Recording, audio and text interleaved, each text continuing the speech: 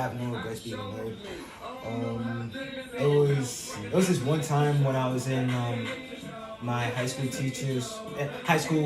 class. It was like in geometry, and one guy kept calling me Mxlly, even though that wasn't my name at the time. And shit. Funny thing, it came from a bully that I didn't like. So everybody kept on calling me Mxlly. So I had to put a flip on that shit and replace the I in my stage name with the X, because nobody can hit X's marks the spot more than I can. I always make my marks. I always make my bullseyes when it comes to like making music and speaking up front about the truth, even though I don't want to. I really don't want to, because it's gonna really turn some heads. And niggas don't respect my authenticity for it. They don't respect that I'm authentic enough to be my real self, my real version of myself, what I am now versus what I was before in 2019 versus the 2025 version of me right now. I say I evolved a bit. I leveled up a bit.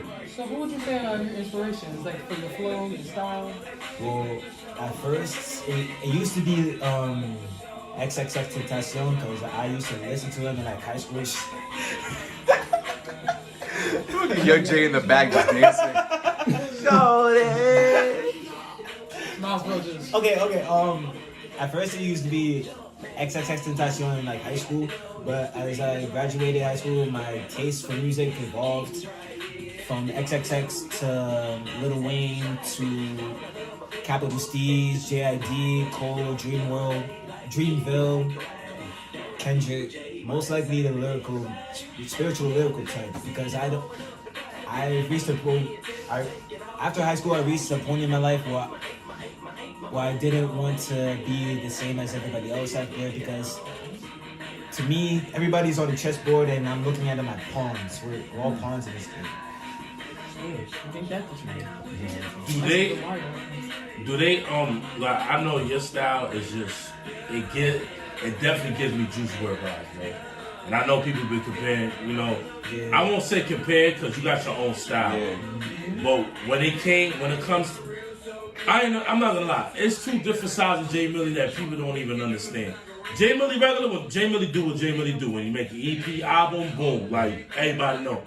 But when Jay Mxlly's on other people's records, it's like, who the fuck is this guy? Shout out Yo Danny, because like he got a song with him where like Jay Mxlly's just freaking singing on it, and I'm like, I never knew Jay Mxlly was a singer like that, bro. Like this motherfucker even did a undercover hater verse. For real. Probably one of the hardest verse, and he did it, and he mixed and mastered by himself. And if y'all people don't know, he's the same motherfucker who put all the remix together. So can we clap it up for that shit? Right? Respectfully, like this nigga is literally when it comes to remix, he is the remix prince, like hands down, like especially on other people's records. So definitely a big fan. Well, but